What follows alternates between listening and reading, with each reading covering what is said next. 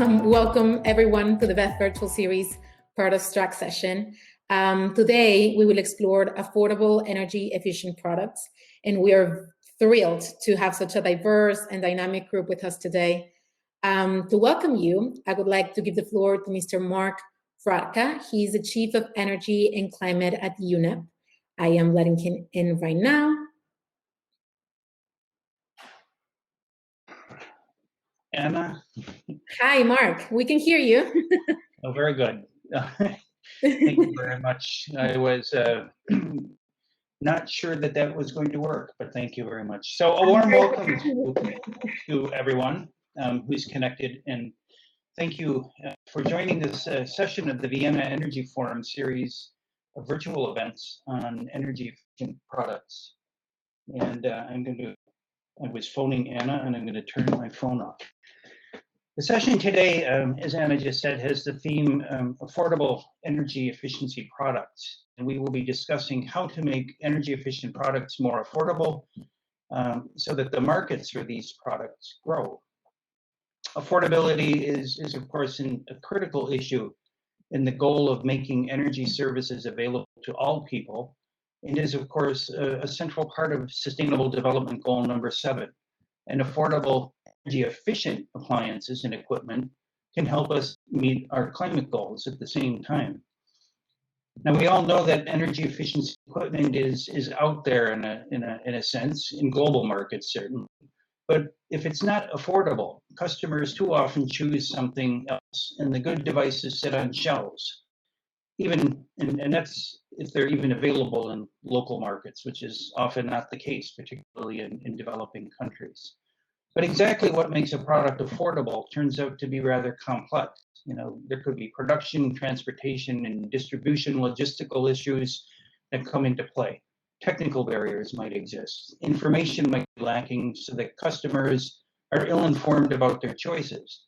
And of course, the truly more affordable product might save the user or owner money over its lifetime, but it has a higher initial cost, putting it out of reach for many people, particularly the rural poor. So today we'll be diving into some of these issues that link product affordability and energy efficiency, and learn what can be done to overcome some of the barriers that prevent markets for affordable energy efficient devices from developing and growing. To set us off in the right direction, we're going to first hear from Jenny Corey, who is a senior manager at the Collaborative Labeling and Appliance Standards Program, better known to most of us as CLASP. Jenny has a wealth of experience in energy efficiency programs, particularly where these intersect with questions of energy access. I think Jenny is going to remind us that the benefits of modern energy are not reaching those who need it most, in a sense, and share evidence on why governments really need to make energy efficient appliances a part of their efforts to bring universal access to modern energy services. Following Jenny's presentation, we will divide into 3 moderated breakout sessions. The first group will look at this issue taking a global perspective. And we're joined today by experts from Sustainable Energy for All, the Rocky Mountain Institute, the Cairo-based Regional Center for Renewable Energy and Energy Efficiency, the German Sustainable Energy Building Council, the Senegal Energy Efficiency Agency, and the Global Off-Grid Lighting Association, or GOGLA. The second group is going to look at and share country perspectives, and we are joined today by representatives from the European Union, India, Namibia, Pakistan, and Sudan. And finally, the third group will discuss enablers for progress. In that group, we have experts from the African Union, CLASP, the Green Climate Fund, the Kigali Cooling Efficiency Program, and the SADC Center for Renewable Energy and Energy Efficiency. So a really talented group of speakers today. I'm sure they're going to bring a lot of interesting perspectives on these issues.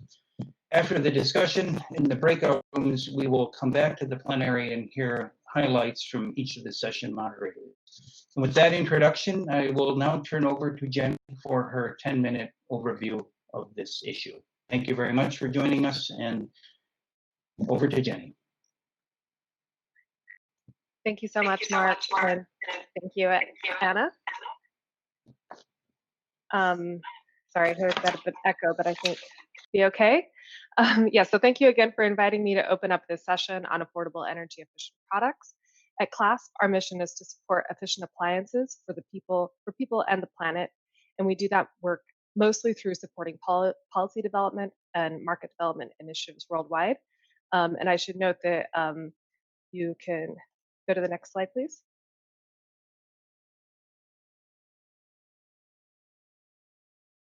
And that work cuts across both climate and clean energy access. And it's important to make appliances more affordable because getting them into more households and also businesses, large and small, will have positive impacts on mitigating climate change and achieving universal energy access, as Mark said. So when we consider the millions of households in large emerging economies like India, where incomes are rising and the country is urbanizing and expanding electrification, that means that many households are purchasing appliances for the first time, like air conditioners. And we need to make sure that the most efficient appliances are affordable to help mitigate the impacts of this increased energy demand on the climate and also save these consumers money over the lifetime of the products. And we're also talking about in this presentation session, the nearly 800 million people that still lack access to electricity. The majority of these people live in rural areas in sub-Saharan Africa and South Asia. In these markets, there has been significant growth in the use of distributed renewable energy. It's delivered via mini grids or household solar energy systems. If appliances are more efficient, this reduces the total cost of these energy systems and also increases the end user's access to energy and improves their quality of life. Next slide, please.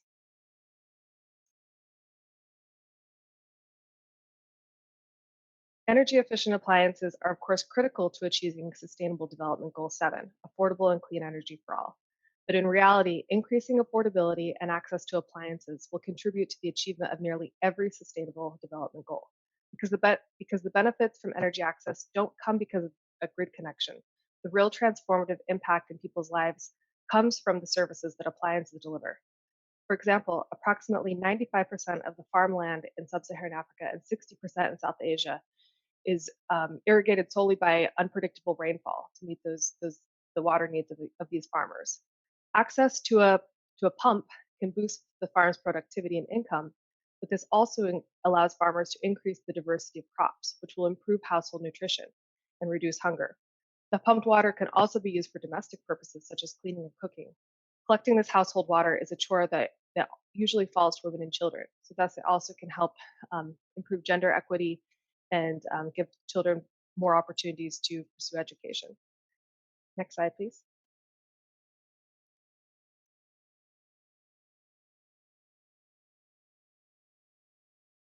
So what is the current state of appliance uptake in these emerging markets? The level of appliance ownership in sub-Saharan Africa is still very low. In Africa, only 1 in 3 households own a television, 1 in 6 own a refrigerator, and 1 in 9 own a computer.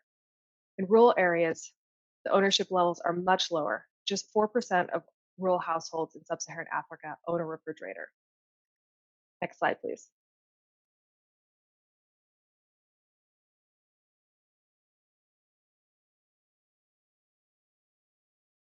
So penetration of appliances is quite low in many of these developing countries, but what is the potential market size for appliances in these emerging markets, and what is creating that market?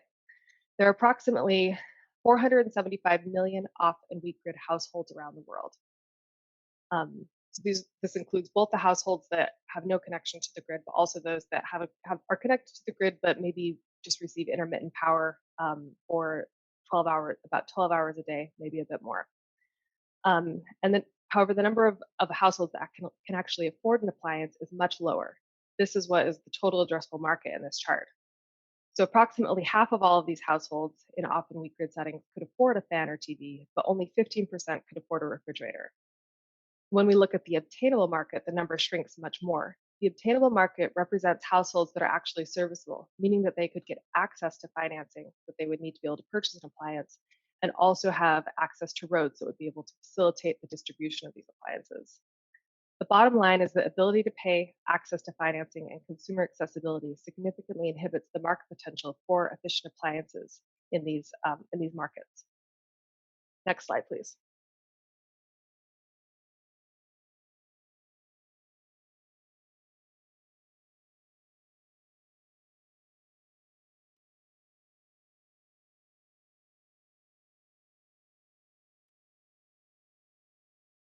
I want to zero in on this a little bit more and look at the individual household. It's estimated that the average low-income household has about $14 in disposable income available each month for energy service. This puts the purchase of appliances out of reach for the majority of households. The upfront cost of refrigerators without financing is 30 times more than their disposable income.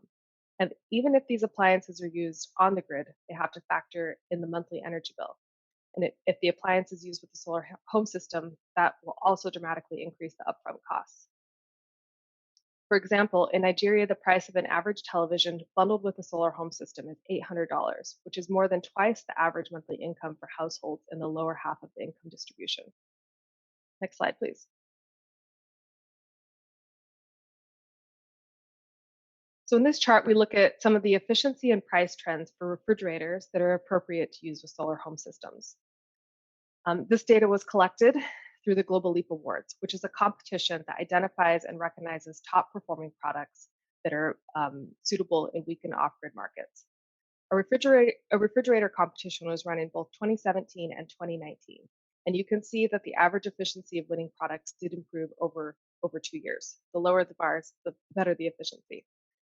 And then we wanted to compare the performance of these award-winning refrigerators with the products that are readily available in the market, oftentimes generic products, sometimes knockoffs that are sold in these markets in South Asia and Africa. So you purchase them, and then ship them to test laboratories to compare the performance. The Global Leap or award-winning products are significantly more efficient than those purchased from these markets. And then on the right side, we also track cost trends. And here we can see that, as you may expect, these highly efficient products are also significantly more expensive than the market samples. There's much more work to do to make these efficient products more affordable. Next slide, please.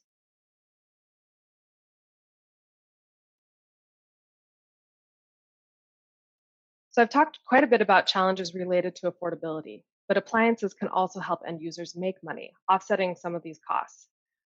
Within the clean energy access sector, there has been a lot of discussion around the potential for productive use appliances. These are appliances that can help small businesses and households to generate income and improve their livelihoods. Two of the most commonly used productive use appliances are refrigerators and solar water pumps.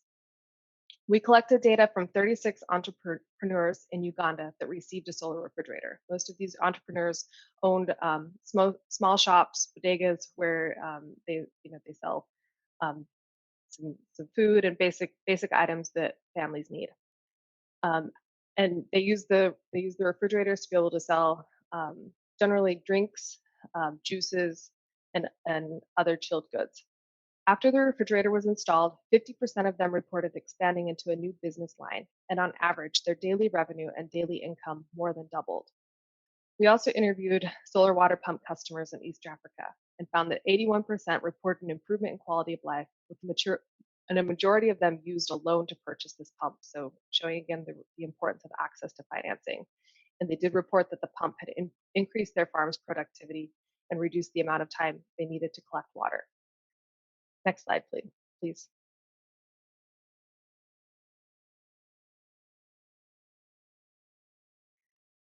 So now we're going to talk a little bit more about what are some of the mechanisms and programs that have been used to improve affordability of energy efficient appliances. Next slide, please.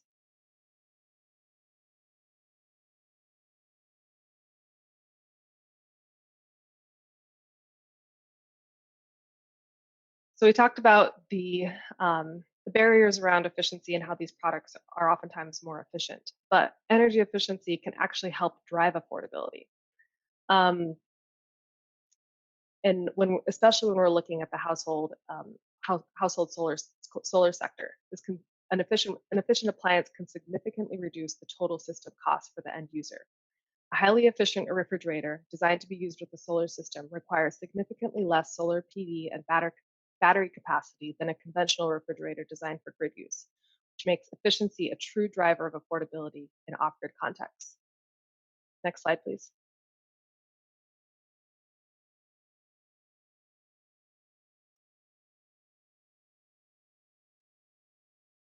This calculus isn't always as straightforward when we're considering grid grid-connected or mini-grid connected appliances, so we have to consider the lifetime costs.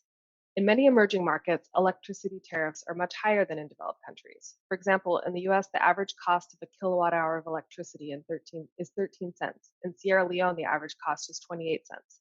And obviously, household purchasing power and income is much lower. And so these households really feel that higher tariff. The tariffs for mini grids, which are being used to connect many in rural areas in Africa and South Asia, are generally much higher than grid tariffs. Rocky Mountain Institute did an analysis and found that mini grid tariffs range from 60 cents to $1 per kilowatt hour. So this chart shows how these high tariffs can really impact the total cost of a refrigerator and build a strong case for efficiency. If the energy tariff is $1 per kilowatt hour, then the more expensive and more efficient fridge will actually save the end user over $2,500 over the product's 10-year lifetime. Next slide, please.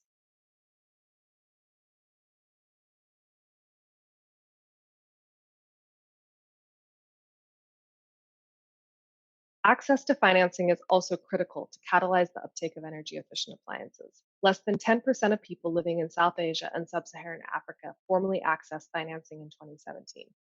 One path forward is to consider utility-enabled financing, which is an umbrella term for a range of financial and business services that utilities and mini-grids can offer or facilitate to increase customer access to financing for appliances.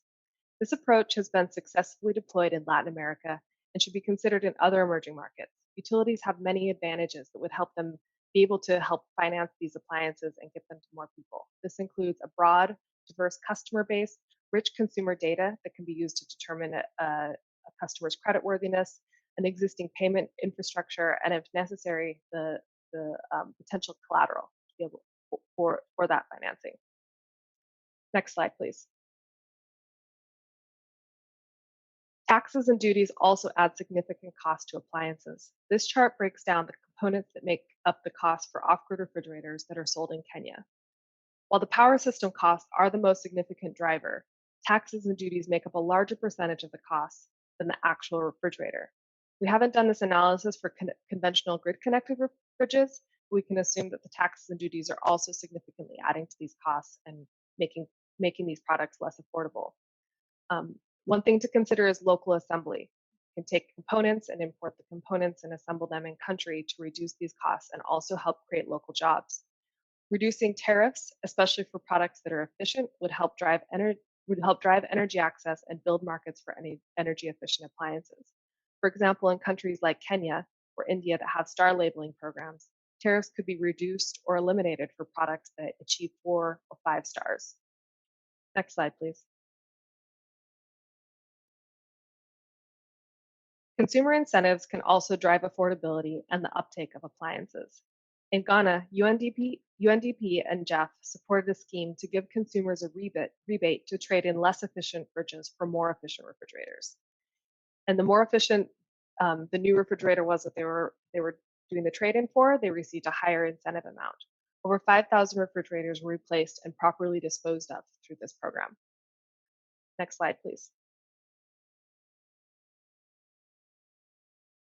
Awards and procurement incentives can also help drive down costs and achieve market scale. The Global Leap Awards program has run competitions to identify best-in-class refrigerators, solar water pumps, televisions, fans, and electric pressure cookers. The winning and finalist products are then eligible for procurement incentives, where an auction mechanism is used to allow distributors to choose which products they want to purchase and how much of a subsidy they would need to be able to get these products into market if they purchase them in bulk. And then claim this incentive once the sales are verified. This program helps to forge new partnerships between manufacturers and distributors and to be able to bring products to market at scale. The program today has facilitated the sale of over 280,000 energy efficient products from over 100 companies throughout South Asia and Sub-Saharan Africa. Next slide, please.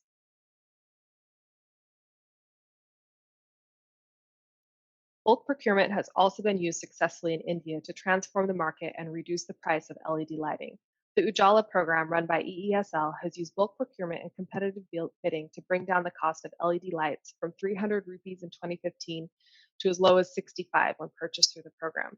This has reduced the annual household electricity bill for Indians by 15% and made India the world's second largest LED market in the world. Next slide. And this is the last one. In closing, there are many barriers to bringing down costs, and including continued innovation in technology and business models to bring these energy efficient products to more customers. The potential for impact is enormous, and I look forward to discussing with all of you in the breakout sessions what more we can do together. And to go to the breakout sessions, you'll need to navigate over to the series slide. Oh, Anna, are you going to give the instructions? Thank you. Okay. Thank you, Jenny. This was a great presentation, and I think an amazing introduction for everybody, speakers, participants. Thank you so much.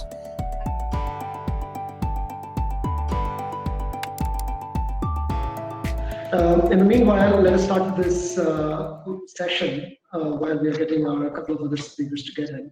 So good afternoon, everyone. My name is Alvin Jose, and I'm with the Sustainable Energy for All. And I have a star-studded panel over here today, and we'll try to look into this very important topic of affordability of energy efficiency and its global perspectives. So maybe I'll start with requesting our speakers to introduce themselves shortly. First, maybe I'll go to Christine and Cohen and then Ian. Sorry to introduce myself? Yes. Yes. Hi, everyone. My name is Christine Lemaitre, and I'm the CEO of the German Sustainable Building Council, the DGNB. Thanks. I'm Koen Peters. I'm the executive director of GOBLA, the industry association for off-grid solar in developing countries. Okay, so hi again, everyone. Ian Campbell with Rocky Mountain Institute, senior fellow with RMI. Previously was just over 30 years with Johnson Controls, so in the HVAC space. Excellent. So we'll just get into the first question for this session is, what are the main factors influencing the affordability of energy efficient products? And maybe just to, as a segue from Jenny's presentation, maybe first we'll get what the off-grid industry thinks of that. And so first, maybe Gwen, if you could also provide what are the main challenges and what are the main factors that is making affordability of products, efficient products, not reachable? Yeah, great question, Alvin. Thank you very much. And I think the presentation by Jenny was an excellent starter to give us an introduction of what are the what's the context in which we operate in this market, and what's the context for the end consumer. And one thing that the presentation laid out very clearly is the issue of affordability. The 2 million people that she mentioned, 800 people that don't have electricity access at all, and roughly about 1 billion, that's hard to quantify, that have a very poor grid connection. Those are typically people with small wallets, often living remotely in rural or peri-urban areas where marketing and distribution costs might be high. And if you then look at the cost price of bringing the product to the end user, that's typically well outside their wallet. One thing that has helped enormously over the last 10 years or so is the arrival of pay-as-you-go schemes with solar home systems, which allow systems to be remotely switched off and on, of course, and mobile banking so that people can pay remotely, and that has made it possible to provide these systems on financed schemes to people that are otherwise unbankable. But as the slide from Jenny showed, that even in that situation for many customers, the initial down payment and the expenses would be relatively high.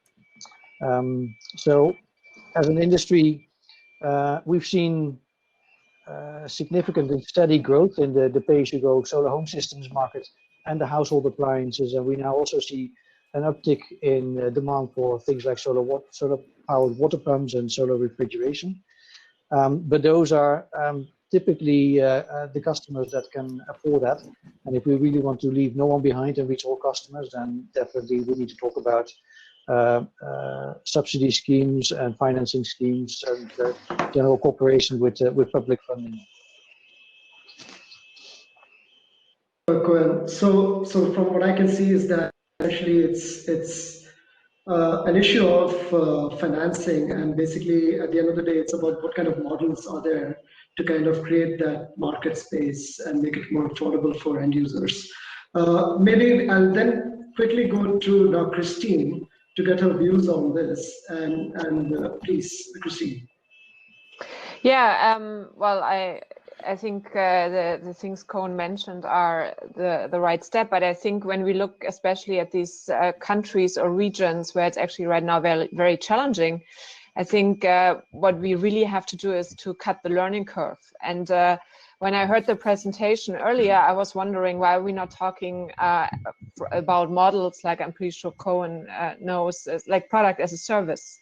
You know, the thing is, I don't know if it's so necessary always to own a product. If you just, you know, basically pay for the service, you don't have these high investment costs. And I think new business models such as that, and the Netherlands are very ambitious in these kind of models. And I think this is what this international collaboration should be about, that we cut the learning curves and that we don't start making the same mistakes again and again, because especially if there's a big need for products and materials, we have the challenge that eventually those products will become garbage, and then we create the next problem. So I think this is what I would like to see and to support, is that we start in completely different way of thinking, and that we don't think about owning things, but that we think about how can we provide the service in these kind of countries to have already closed loop products right from the beginning, where there's a business model as well for the manufacturer to take it back, where you can create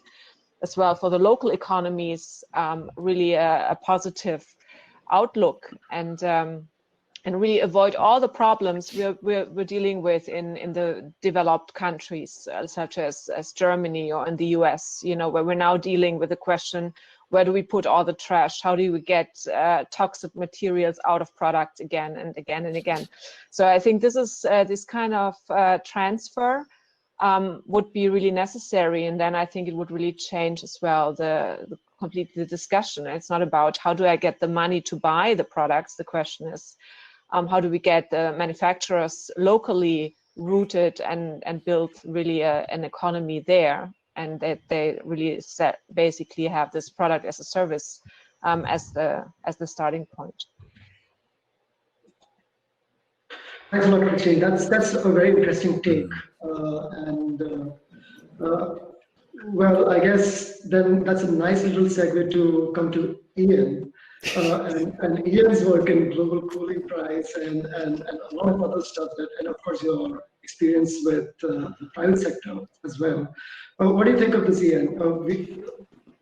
In terms of what are the main factors you think is challenged in terms of affordability for products? Yeah, so I think it's kind of, we should ground ourselves a little bit with the definition of affordability. And I'm going to kind of use cooling as an example. And, you know, if you look at the cost of ownership associated with, you know, whether it's an air conditioner or refrigerator, you know, you're looking that the first cost is, depending upon tariff rates, is somewhere between 10 to 25% of the life cycle cost associated with ownership of that appliance. And I think that's why we look at things like financing and servitization as to how do we ensure that the operating cost, the life cycle cost, is reflected in that purchase decision, and find a way to ease that for the consumer. But I think there's another element here, and Jenny touched on this, is understanding the whole system impact. And, you know, with our work on cooling, one of the things we did was say, okay, so what's the impact on grid systems associated with incremental inefficient products coming onto being deployed in the market? And the impact on grid systems is, you know, cooling drives peak load. And, you know, we identified that every dollar in sales of an air conditioner is going to drive the need for peak cooling capacity investments of about 85 cents. So you've got inefficiency that's creating inefficiency elsewhere within the system because of effectively redundant infrastructure costs that has to go in place to support inefficient appliances. We then look at places like India, and there's residential tariff subsidies from the utility. So there's compensation associated with using inefficient equipment, which goes against what you would think which would be logical, which would be compensation to use efficient equipment that reduces the cost of the tariff subsidy to the government and reduces the cost of redundant infrastructure that has to be put into the grid. And I think understanding those whole system things is an important context for them being able to design solutions as to how do you overcome that challenge of getting efficient appliances into the market when those appliances may cost 30–40% more from a first cost perspective, but bring a significant benefit in reduced relation to lower life cycle costs. And so things like servitization and finance, I think, part of that. But I think also looking at whole systems and where are there savings elsewhere, and how can those savings that occur elsewhere from efficient equipment being deployed be channeled as a subsidy to reduce the cost of the appliance in the first place. And part of that is how does that party get a return? And the classic example is the utility. Is the utility able to get a return for providing co-investment for more efficient appliances to go into the space? And there's programs in place, examples of programs in place around the world that do that. If you're looking at mini and microgrids, it's more directly associated the savings that can be achieved. I think there's other things as well that you can do to lower the first cost by having open markets and not having tariffs or duties, or having lower tariffs and duties on, or no tariffs and duties on efficient products, as opposed to putting the same tariffs and duties on efficient products that you put on inefficient products. So I think there's opportunities there, but the reason that people do tariffs and duties is obviously to protect local industry typically, and they're not necessarily interested in encouraging the more efficient products into the market.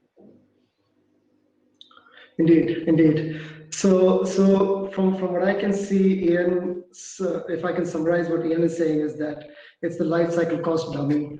So if I want to like really put it in one line, and this has been essentially a challenge. Like I remember during my days with Bureau of Energy Efficiency in India, when I was helping setting up the standards in a labeling program, one of the biggest factors was the efficiency standard that you put and what is the cost for it. And then there's this juggling act that you have to always do. And maybe that's a very good time that now I can see Rana also into this group. So, yes, so good to have you over here, Rana. So Rana from RCREEE. So Rana, according to your experience of the kind of programs that you have been involved in the MENA region, what are the main factors that are influencing the cost of energy efficient products? Well, for the factors affecting the cost of the energy efficiency, first of all, the availability of the technology itself in the country or in the region. So if the technology is available, then the price will be reduced, of course, and it will be affordable for social standards in the country. But if the technology is not available, which is the case in most of the countries which are still in the developing phase, the price will be higher, and then it will not be affordable for everyone. So also the political stability and the economic context of any country also affects the availability and the price of the energy efficiency products. So if the country is experiencing some perturbation in its political levels or its political willingness, it will surely affect the price of the products over there and the availability. What can also affect this is the local manufacturing side. If the products are manufacturing in one of the countries, of course, it will enhance its availability, it will enhance its affordability, it will create more jobs and hence create more economic value of the country and then make it more affordable for the people. It will make everyone compatible with working with these products. It will allow the private sector to participate, which is not the case in all of the countries. So it will also increase its availability and its affordability. And finally, the political will itself, it's the awareness is increased for the people, for the private sector participation. The incentives to have these products on the market and taxes, all of these factors can affect the availability and the affordability and of course the prices of the energy efficiency products in everywhere. And some nutshell. So thanks a lot, Radha. I think that's a very good point that you make that, and this is basically what a lot of countries that import such products basically say. First things first, they have to be available. They have to be diverse in terms of their supply chain, and then at the end of the day, it should also have some national context grounded into it. I see one question and also comment from Jeremy Tate, where he basically says that it is the efficiency of products are surely associated with quality and level of service. Do we need different compromise on those, and should we start to lower level of expectations for some aspects? So on this aspect, maybe let me come back to Christine. Christine, you were mentioning that servicization of energy products should be one way of looking at it. But one of the questions that comes back to us is that, okay, then what about how we control that in terms of the service we get? What is the quality that we get? And then you kind of move on into different conversations. So are there any specific applications you think that we can directly start looking into this? Say cooling, lighting, in your experience? Yeah, well, I think for lighting, there are some examples already out there. I think Philips, formerly known, I think now they're called Signify, at the Schiphol airport, they basically just sold the lighting and not the lamps anymore. So I think there are already some best practices out there. We see that a lot for building material components such as carpet or other things. So I think on the technological side, I think that exists already for washing machines as well. So I think there are already several best practices out there which can be looked at and can be implemented. And I think another maybe more difficult topic to apply that to is, I think, the question of air conditioning.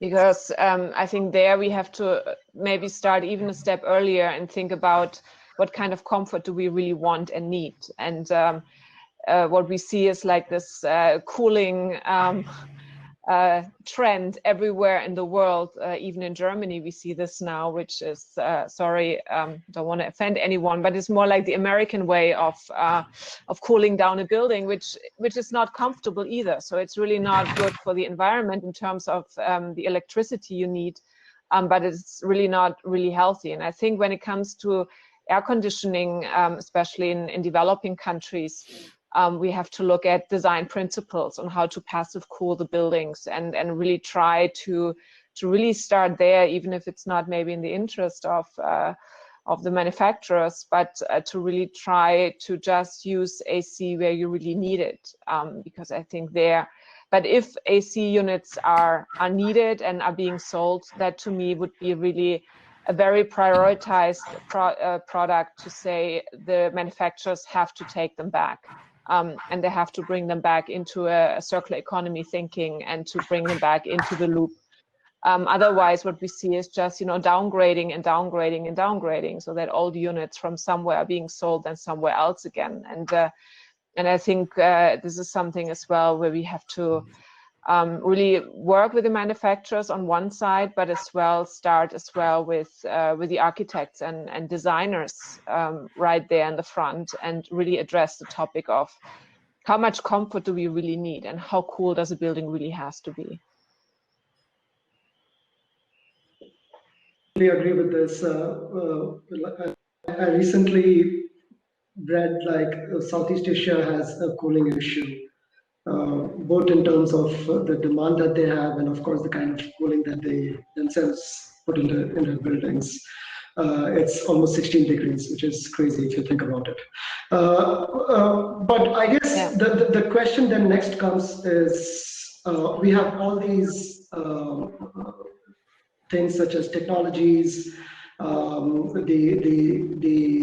the service kind of delivery systems, the financing incentives.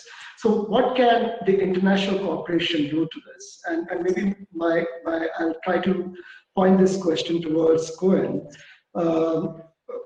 What do you think in terms of what kind of international cooperation or regional cooperation we can go towards two main things? One is to improve affordability, and also in terms of accessibility. For these two things, how do you think we can leverage international cooperation and regional cooperation? Yeah, good question.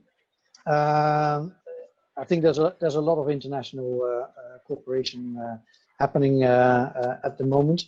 When I started in this job 7 years ago, the off-grid sector existed for 3 years, and we were trying to stay under the radar to prove the existence of the market. But now 10 years further, we are definitely trying to get recognition from national governments and raise the topic of international access, of energy access, also in the international policy arena. We think that doesn't have sufficient attention right now, and we think it should be important. And one way to do that is to look at energy beyond just the energy needs, but to look at what its impact is if you use energy for the services that you use.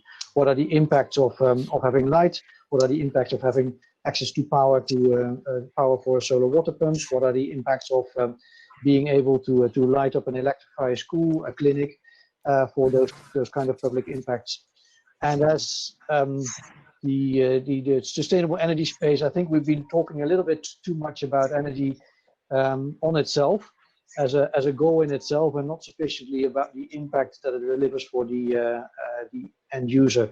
And if we talk more about it, then I think it will make it easier to get international cooperation together. More concretely, what I mentioned earlier,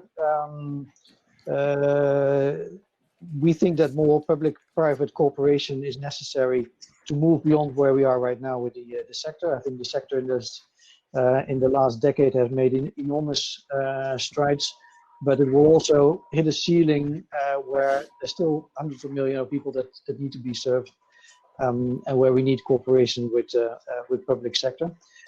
We see all sorts of discussions popping up everywhere. World Bank, African Development Bank, other development finance institutions working with national governments to look at result-based financing schemes, to look at risk mitigation schemes for local banks to help support the industry. I think that's an important element. And then thirdly, I think it's important to harmonize regulation and to be intelligent around regulation. We see a tendency among governments, but also some international organizations, to take regulation from conventional grid-based electrification markets and apply that to the off-grid solar market, where it doesn't always make sense. I think we need to look at where is that failure in the market, how does that hurt the customer, and where does regulation need to step in to avoid the customers are getting a bad product or a bad service, and that needs to be regulated. And that regulation then needs to be harmonized across countries so as to reduce the burden on companies, because regulation in fact is a kind of taxation, a burden on companies. And if we can minimize that by harmonizing it across countries, I think that would help. Thanks, Karan. Thanks very much for that. Totally agree on most of the points, and I think that's very well summarized on a lot of the things to be done. And maybe I'll come quickly to first to Ian, then Rana. On your take, Ian, what can we do in terms of technology transfer and accessibility on international cooperation? Okay, so let me start with the cost and maybe touch on Jeremy's question as well, and then I'll come to that. So I think first thing you do is kind of reduce the size, and I'm thinking about the affordability, the first cost affordability.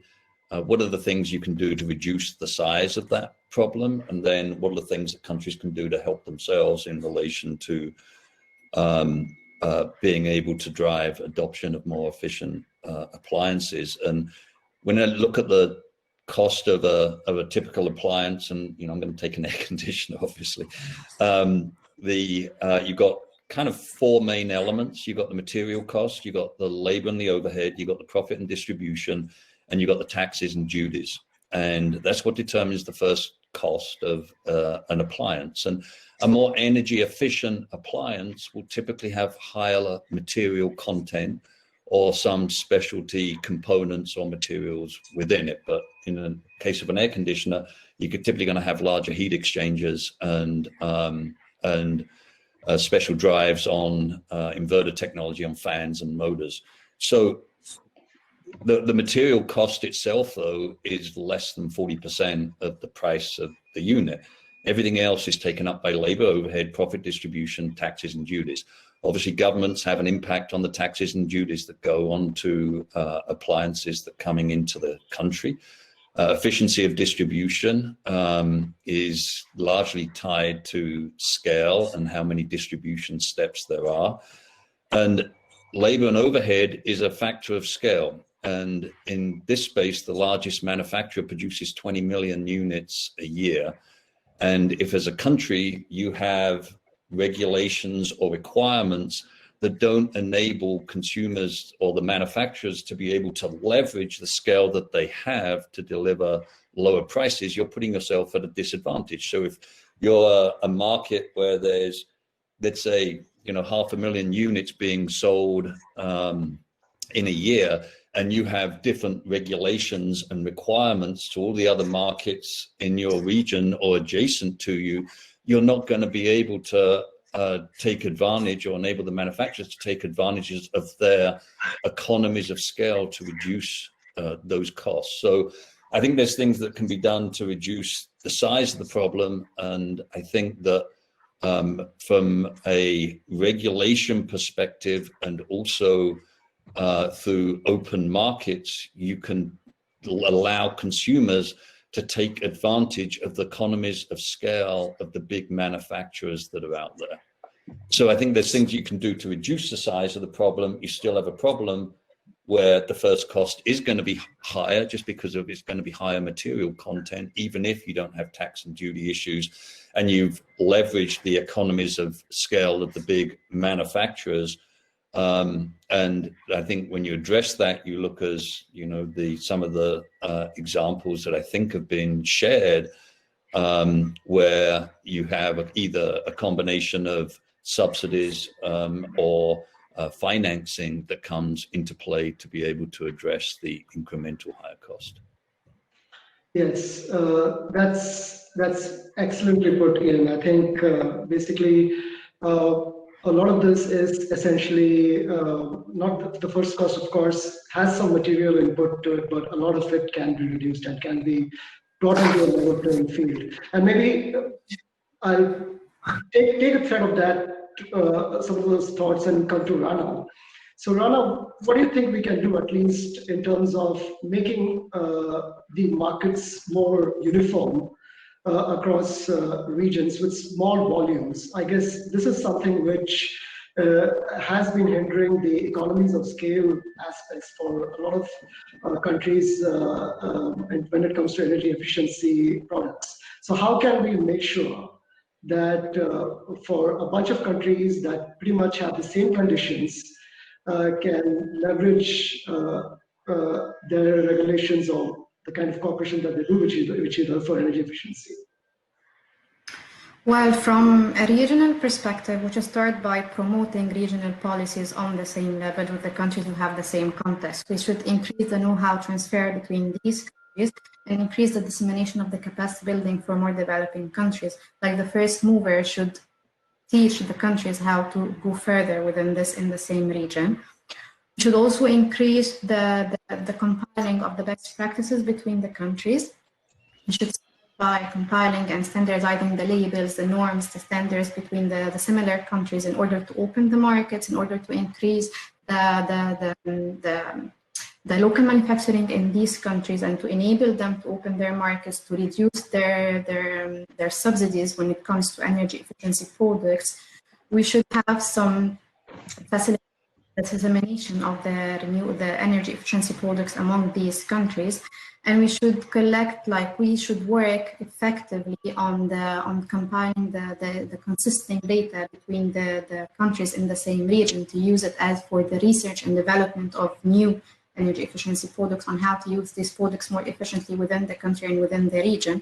So we should really work on having standardized policies in these countries to overcome the constraints and the difficulties that have in these countries, and to disseminate how and the best practices to follow the first movers, let's say. Exactly. So now I guess my question to each one of you, before I think we have another 15 minutes before we go back, would be one main thing which you would like to see happen, which in your view can drive the costs really down. So I guess I'll first take that question to Christine. Well, I think, I would repeat my first statement I made to think about different business models and to really try to avoid the problems of the future by implementing circular business models. But I really liked as well Rana's point on collaboration and on setting up common policies in countries with similar challenges or boundaries. So I think these two things may be connected, could really make a difference, because I think collaboration is really the key to really work together and to join forces and to avoid making the same mistakes or avoid of investing a lot of resources and money in coming up with similar things. So I think that would be my two favorite things I would like to see to make that happen. Thanks. Next will be Cohen. Yeah, thanks, Alvin. Firstly, on Christine's comment on energy as a service or products as a service, I need to say that this is being tried in the industry. We're growing towards that, but it will take a few stages before we're there. The companies that have tried pay-as-you-go or providing solar home systems and appliances on 10-year leases or on perpetuity for forever have all now moved into selling these systems on 2 or 3 year financing schemes. So the market isn't quite ready for it, but I understand your thinking, and I think the industry is certainly trying to push in that direction and build that relationship with its customer. But more to your question, Alvin, what's the thing that I'd like to see to push the market? Firstly, I would hope that most governments can adopt successful strategies from each other and try not to reinvent the wheel and try not to keep certification and testing schemes all in their own country, but work with what has proven to work in other countries and harmonize. That would definitely help a lot. And secondly, what I hope to see, and where I see very promising signals, is more cooperation between multilateral development banks, governments, and the industry to find the public and private financing schemes that would make products affordable for everyone.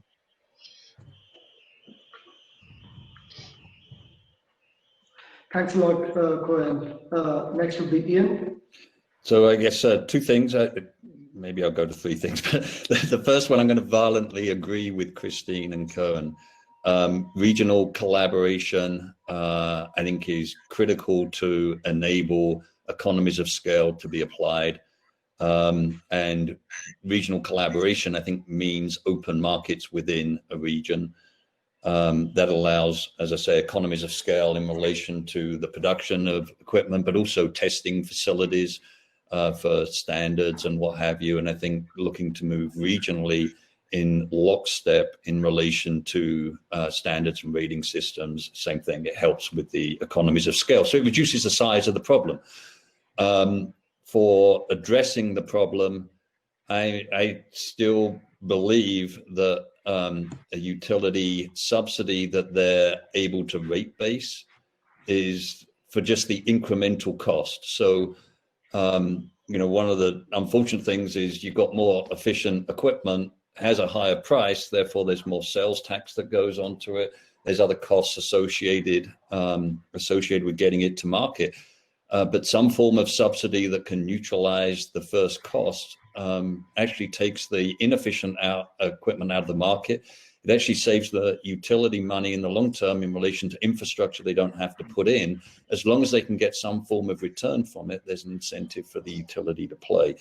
As a service models, I think do have potential. There's some challenges in how they get structured and in the collateral and the credit associated with that. And I think we've seen a lot of examples of where they have worked in pilots and projects, but large scale consumer appliances in developing countries is a big challenge, but I think it's still an area worthy of pursuit. But I think solutions that can deal with the incremental first cost as opposed to deal with the whole cost is perhaps going to be a simpler path and an easier path to scale. Thanks a lot, Ian. And Rana? Yeah, adding to Christine, Ian, and Cohen, and not to repeat myself or to repeat their words. Yeah, international cooperation followed by regional cooperation is the key to having more affordable energy efficiency over the world. So the most important point also is access to finance and to having tailoring financing mechanisms to subsidy and to make these energy efficiency products more affordable in the developing countries will also be a key to having them in the region more available. Also, capacity building for the people, for the suppliers, and for the consumers. Not only the suppliers need to know, but the consumers need to have the demand, increase the demand side to know that the upfront cost will be combined with the lifetime cost, not only the upfront cost. So they need to know that buying these products not only is expensive in the beginning, but it will pay off when they use it. So awareness campaigns to these people to make them believe and know that these products will be affordable over the time, not only the upfront cost. So yeah. Regional collaboration, access to finance, and capacity building for people. Also, local manufacturing would also enhance the affordability of energy efficiency products over the time if available in the country. Indeed, Rana. If we are all aware, or somehow 7 billion people in this world are aware of it, that would be amazing. And that's, I guess, the central challenge that we all have is the lack of awareness. And I guess at some level, all of our agencies have to work together to overcome this barrier.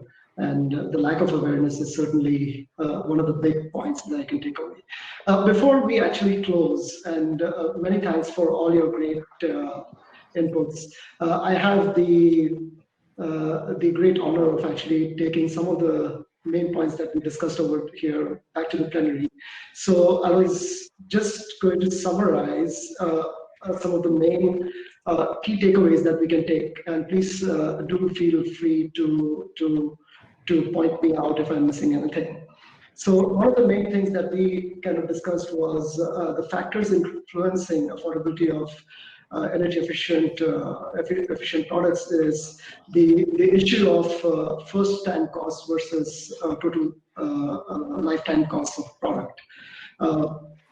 That is certainly a big factor, and of course those first costs have multiple elements in it, but we need to see how that can be reduced.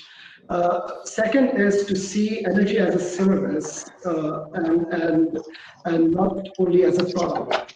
So that could be also a way that how energy efficiency can be delivered to the end user in the future.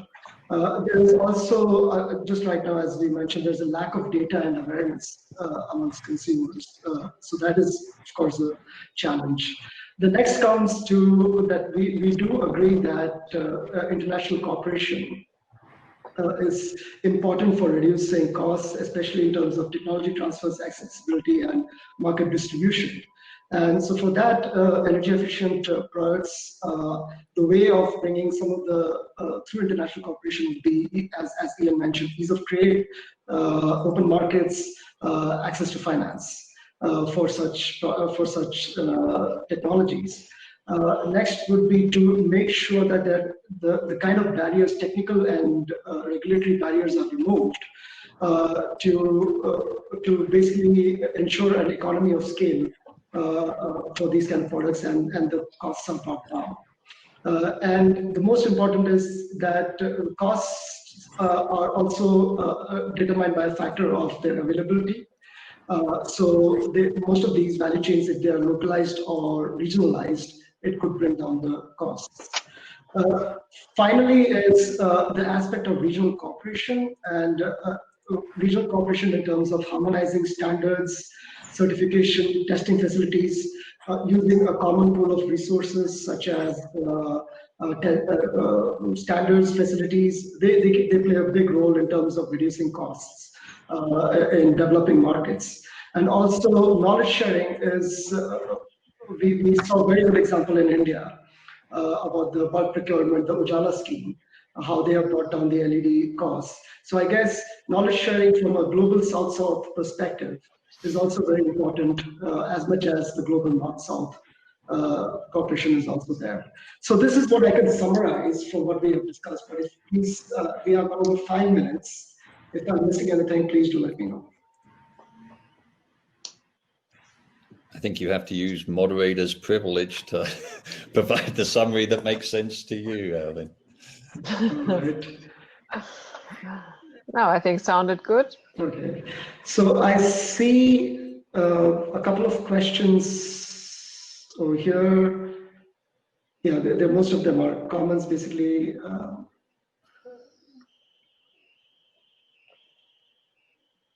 All right, I was just making sure that we don't miss any questions from participants. So thank you, everyone. Okay, so one question is there from Martin. What are the barriers to competition?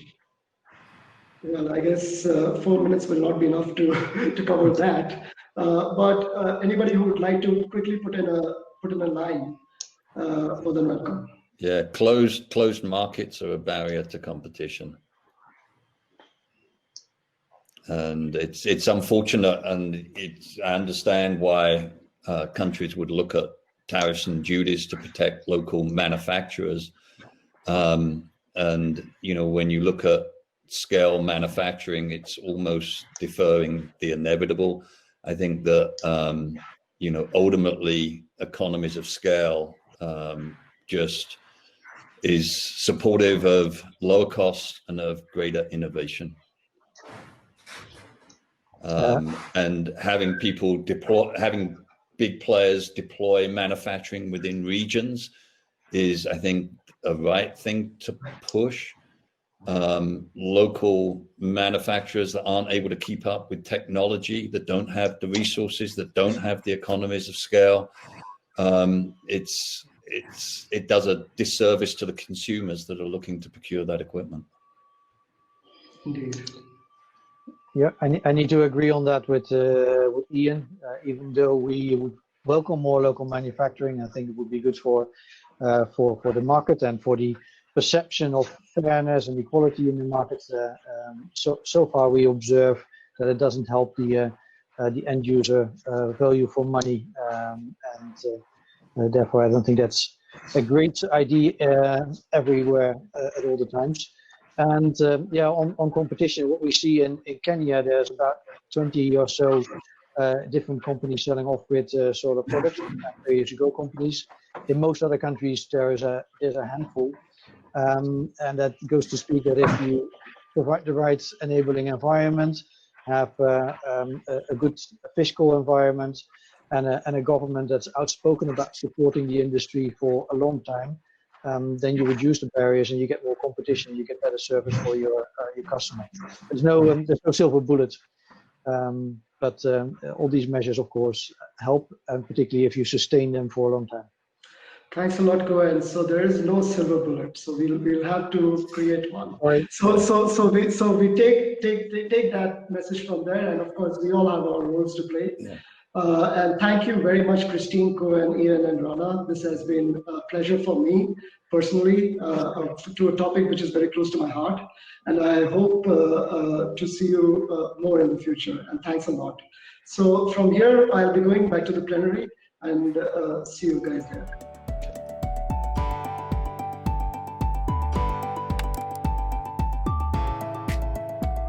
We have 3 questions in front of us today. We heard during the opening remarks and during the scene setting presentation that there is certainly a huge potential for energy efficient products. We know that there are policies that can be put in place to ensure that the transition to energy efficient products is implemented. These, in some cases, can make a contribution to energy savings of up to 50%. I was looking, for example, at the country assessments that United for Efficiency, that most of you must be familiar with, did for a number of countries, and in some cases this can go up to 50% in terms of electricity use, and this of course has huge implication for CO2 reductions, and can set us on a good track to meet the objectives of the Paris Agreement and of the Sustainable Development Goals. So while we hope that Mrs. Ileka will be able to join us today, why don't we get started? The first question for us is, what are the successful measures that your country has undertaken to enable broad access to affordable energy efficient products? So may I ask Mr.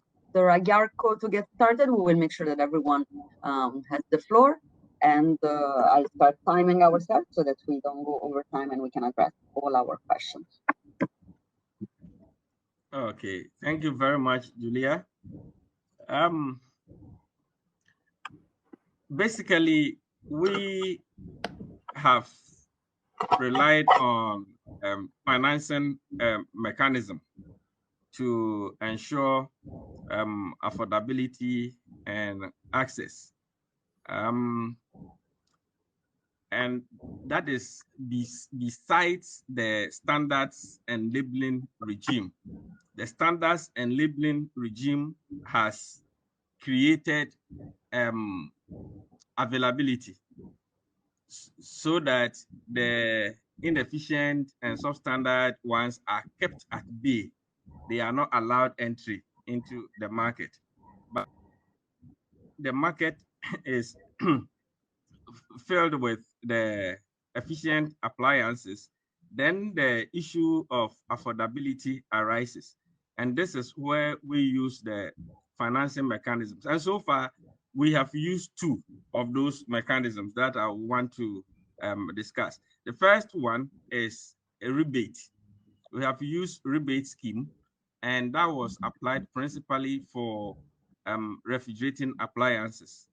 And the rebate scheme was structured according to the level of efficiency of the appliance that the individual buys. He gets more money or less money. So the money, that is the payback, was tied to the level of efficiency of the product. And it worked very, very well. The second mechanism that we have now started using is loans from banks that attract 0 interest rates.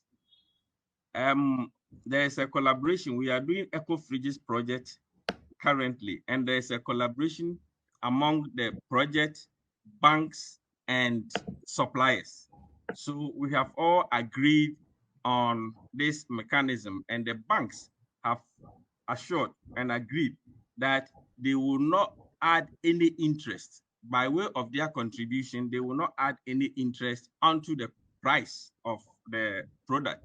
So now, interested consumers can take a loan at 0 interest rate from the bank and then buy the appliance and spread the payment over 12 months period. And we believe that this is going to give the consumers the necessary room, enough room to be able to buy and pay conveniently. And we believe that this is going to increase the uptick of the efficient appliances on the market. So these are the two mechanisms that we have used so far. Thank you. Thank you very much, Mr. Aguiarco. Certainly, access to financing is critical, and we heard that consumer incentives are also a key tool to ensure affordability. I would like now to turn to Mr. Garnaik, because we heard the reference to bulk procurement, and I'm sure that in your capacity within ESL, you have experiences to share in this regard. Thank you. Thanks, Vinaya, and good evening from India here. Thanks for the opportunity, ladies and gentlemen who are joining this very important discussion from across the world. Jenny highlighted in the plenary session regarding the Ujala program, which have been very, very successful in India. And that's the bulk procurement approach we adopted in the LED procurement in the year 2015. And there, initially, it was the price was extremely high. It was roughly $5 or $5.50 for a 9-watt bulb. And the consumers, so particularly the domestic consumers, where they were getting with less than $1 price to get a CFL bulb or even an incandescent bulb in a much lesser price. So this was not very attractive to push. So affordability was a factor, even if there was a lot more push from the government of India that this is the technology which can save a lot of energy to them, and thereby the saving in terms of the money. But the consumers were not convinced to that aspect, and that was the affordability was one of the major things. So what we tried to do is how to leverage from the economy of scale. We tried to create the demand by the demand aggregation approach. So that is where we engaged with the provincial authorities and created and just tried to develop what is the kind of market or what is the kind of demand that can be possible to go for this solution. So in that process, we utilized the load research survey or the exercise which was done by Bureau of Energy Efficiency in 2015 through various electricity distribution companies, just to show the load profiles and how it is contributed by the domestic consumers and as far as lighting is concerned. So those kind of informations were gathered.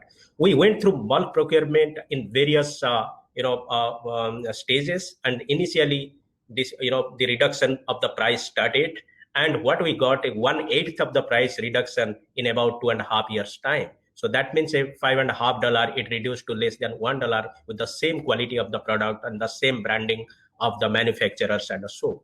But in that process, that was the affordability we created from the price point of view. The major challenge was how it is actually going to be reachable to the consumer. So you have to create the ecosystem in the distribution, warranty obligations, meeting the expectation of the consumers in a very quicker way. And even also we introduced another mechanism which is very, very popular elsewhere in the world, particularly in US and Canada, the utility-based DSM program. So that is actually the on-bill financing model we adopted. In this on-bill financing model, we tried to give an EMI, equated monthly installments to the consumers through the electricity distribution companies, and that the EMI amount was built onto the electricity bills for the consumer, and that is again paid back to ESL. So in that process, in the last 3.5 years, we have invested more than $500 million in this particular program, and this is, I'm proud to say that this is world's largest non-subsidy program as far as the energy efficiency is concerned. So this is one of the interesting proposition, And I suggest that the countries should participate, could practice this particular, could follow this best practice. And the similar way, just to end my talk here, we are also extending this to super efficient air conditioners program, and also in the industrial sector, the energy efficient motor programs in the same bulk procurement approach. Thank you very much. Many thanks for your contribution to the discussion, Mr. Garnaik. I'll now turn to Dr. Mahmoud. You have 12 years of experience in energy efficiency, and I'd like you to share your what successful measures Pakistan has undertaken to enable broad access to affordable products. Yeah, thank you very much. Definitely, one needs to start off in every country, have a different perspective. And just like in the biggest barrier or giving the signal to the market, first of all, that was the thing which was given with the approval of the legislation, first of all, the National Energy Efficiency legislation. And then still right now the department is undergoing the institutionalization phase, but it never stopped us in launching or executing different programs which we are still running, like with UNEP, JICA, and other CLASP and other involvements. But the first product which we covered under the labeling regime by keeping in view all the or market transition which we pitched upon was the fans, because in the cooling side it has a significant load on the grid, and when we were having problems of load shedding and peak loads were there, so the fan was the thing which we tried to focus upon, and since it is a locally manufactured product over here, making them efficient by keeping the prices constant was a challenge. Because there were some certain raw materials on which the manufacturers wanted to get the subsidy to develop energy efficient fan. Right now we have different variations like EC, DC inverter, but the basic raw material was cold rolled non-grain oriented electrical steel sheet, which is the basic constituent of all the transformers, motors everywhere, which are manufacturing the products. So what we were able to do was in order to show them that the manufacturers that there is a market there for you to produce efficient products, because one of their biggest barrier was if they raise the price, people will not buy, which is one of the barrier for a normal people everywhere across the world. So that was addressed in the way the manufacturers were asked and told that we are going for bulk. We would be changing the procurement criteria of public sector departments. So one is the bulk procurement, and one is the theme which we focused upon was public sector procurement, technical specifications changing. So it was not the bulk though, but it was still giving them the ray of hope that even the efficient products can still be sold in the market, because their biggest barrier was that if they go under the labeling regime and the normal customers will not buy.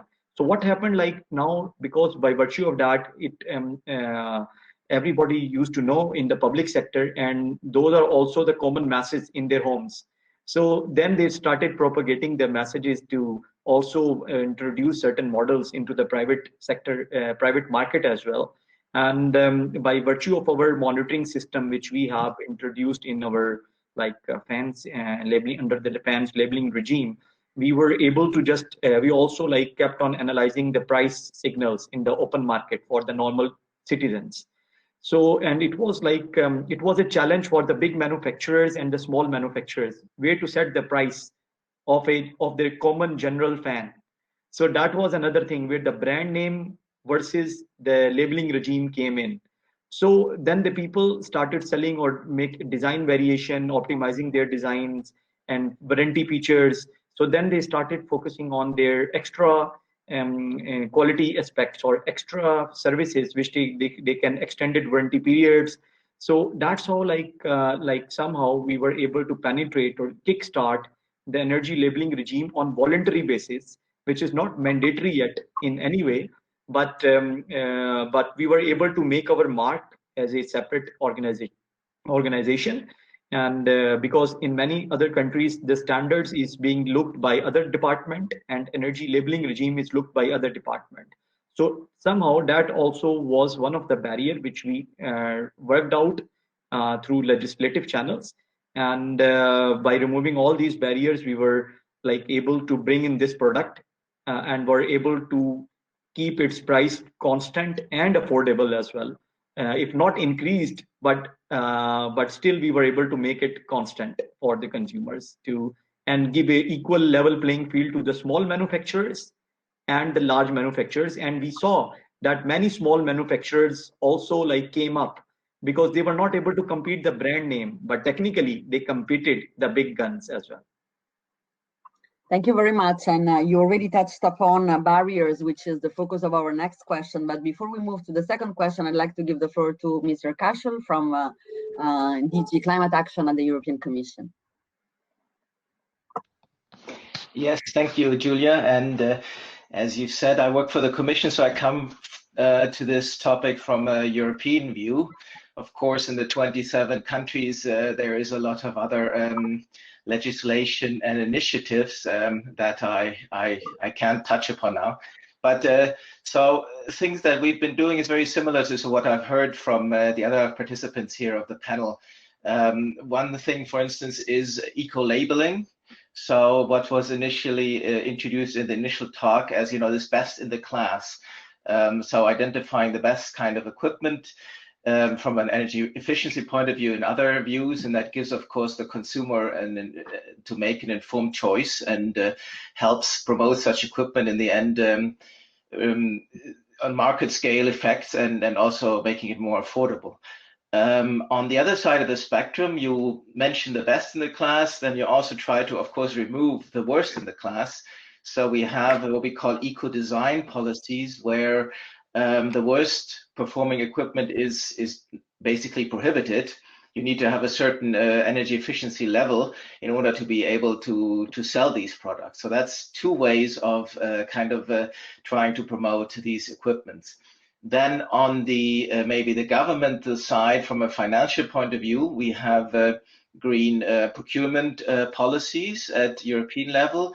However, these are more these are evolved as a kind of a guidance for member states, and they can then follow such rules or not in their own procurement policies. But of course, as a government, it's a very good way of stimulating certain equipment, certain energy efficiency by making these in all kinds of offers of the from the governmental side, and then of course then that affects the market and also affects the private consumers. And maybe as a last point, I'd like to mention that there's a number of funding programs, of course, in place, especially under the research field in order to promote energy efficiency equipment. And maybe also latching on to where we are today, there is a Corona stimulus program where we're trying to get our economies back on track, and energy efficiency is a very important aspect in that. So a lot of these monies will be spent, hopefully, that's the intention at least, in the direction of energy efficiency. And I think that's actually a quick win, where out of a very difficult situation, if the monies are provided and invested in a green way, we can actually profit a lot for this sector also and bring us ahead in the green and the climate policies. Thank you very much. We are perfectly on time, and we will now move to the second question. Let's keep the same order to make it easy. So what are the common barriers as your countries or intergovernmental organizations were moving to adopt these policies? What barriers they've encountered? Is it technical barriers? Is it information barriers? Is it a question of capacity, of financing? And what are the opportunities then to accelerate the transition to affordability? Mr. Aguiarco.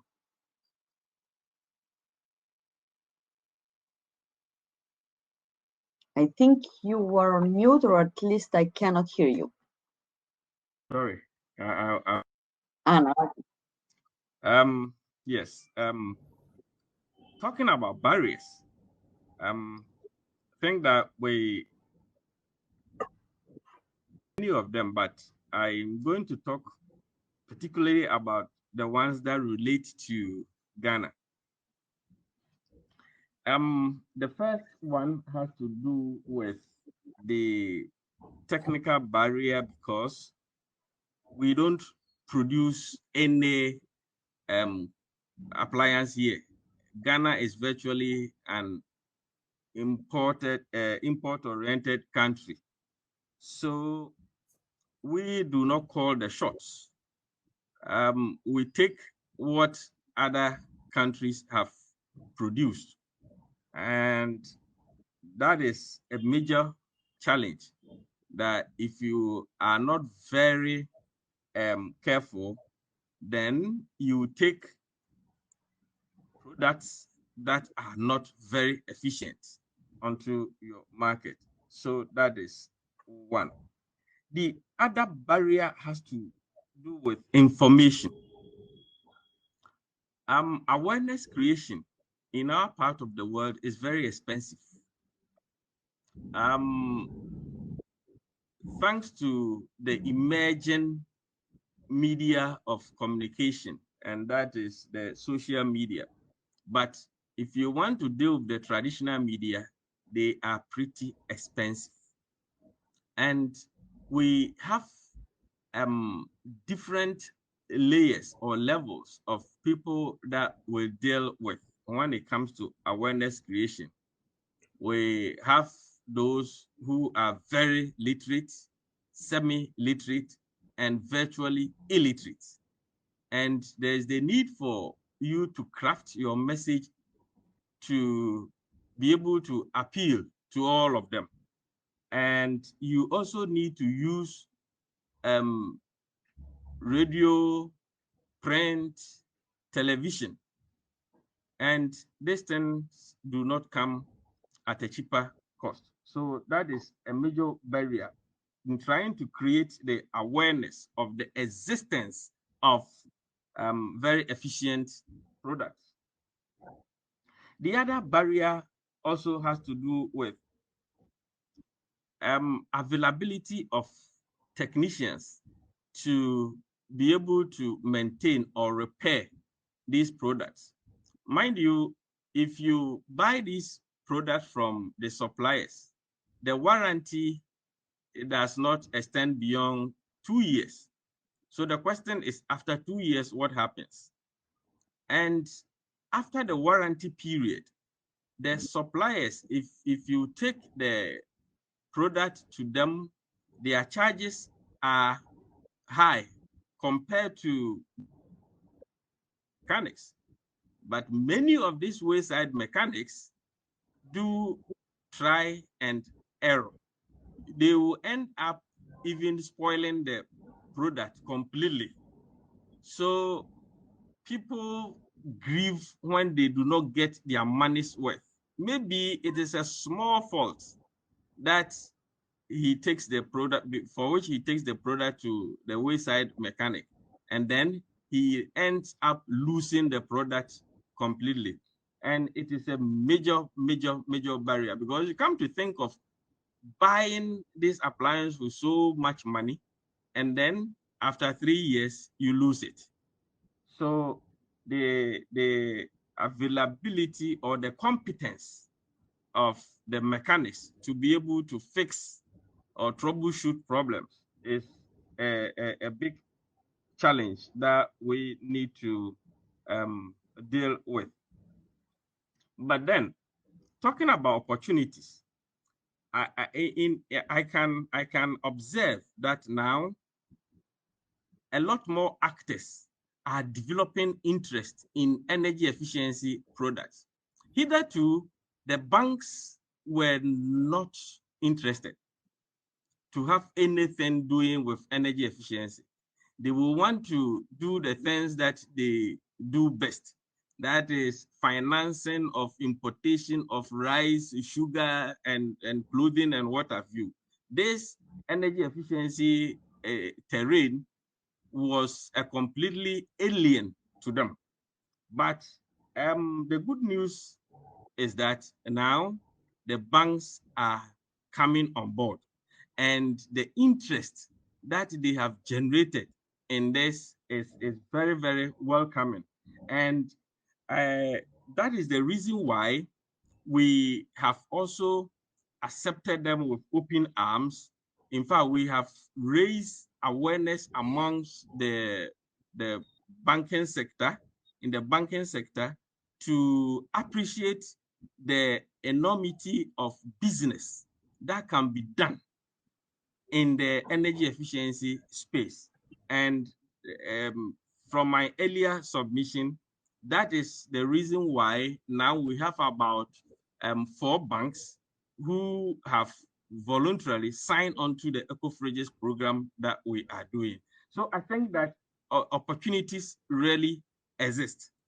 And another opportunity is a solution to the technicians' challenge that I told you about a couple of minutes ago. Now we have grouped them into an association so that we can deal with them as an association. We can now spend or invest resources to build their capacities so that immediately after the expiration of the warranty, they will be there to assist consumers to get their money's worth. So this is another opportunity that we have tapped into. Thank you, Mr. Agyarko. Very encouraging to hear that. I'll now turn to Mr. Garnaik, and I'll ask all our speakers to be a little bit briefer so that we can get to the third question. Thank you very much. Yeah, so thank you again. In fact, although this, the lighting program in India was very, very successful, but there are certain barriers we also faced, and we tried to overcome this with few of our initiatives, interventions. Let me come to the first one, is the manufacturing preparedness. That was one of the major barrier we faced initially, and subsequently it was taken, solved or met by our manufacturers in India, particularly the association, through our association called ELCOMA. The barrier was that most of these LED products are obtained from China, Taiwan, or South Korea, countries like that. These are imported, and the chips and the electronic circuits are imported, and rest of the things are assembled here, and then it is produced as a final product. In the cost wise, if you just see, 55 to 60% of the product cost is actually contain, it does contain the imported parts, and the rest 40% are actually the indigenous things. So that created a problem for us, fully dependent on the import items or imported countries. So that is actually, so we tried in the last 3-4 years, we tried to overcome this and slowly make it an indigenous practice, and which has been successful to a certain extent, but I'm not telling that it is 100% successful. We have so far deployed about 360 million numbers of LED bulbs, and the market has been transformed to much more larger number, 3 times of that. But with our effort, we could transform this. But in that process also, still we are facing the consumer awareness, the market outreach programs. This has been quite successful in the urban or in the city areas, but it has not yet touched upon to the vast rural consumers, domestic consumers what we have. So we are trying to bring down, because still the even $1 cost, which is about 60 or 70 rupees in Indian context, that is again not affordable to the rural consumers in India. So what we are thinking it right now, how to bring the carbon financing option to bridge that viability gap financing. That means we want to give away these LED bulbs to our rural consumers at a cost of about 10 rupees or 15 rupees. So I want about 40 rupees to 60 rupees as the viability gap funding. So we have already we are already trying to register this as a CDM clean development mechanism route in the UNFCCC protocol to get that carbon financing option, so that this can be available to them. So financing for the rural consumer is one of the barriers. The third one, the fourth barriers what I can highlight here is the program management. As I said, it is a huge number we deployed, 360 millions in 3 years time, and that on a pan-India basis.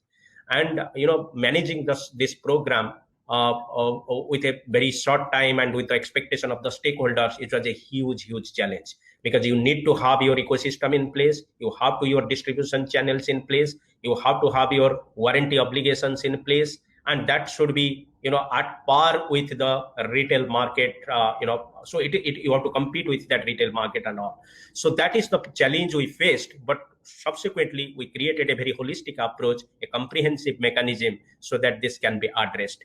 But going forward, when I talk about the air conditioning program, which we have already launched, and the ceiling fan program, which are little bit high-end items as far as cost is concerned, and also the industrial motor program, probably the program management will create a very big challenge for us. So we see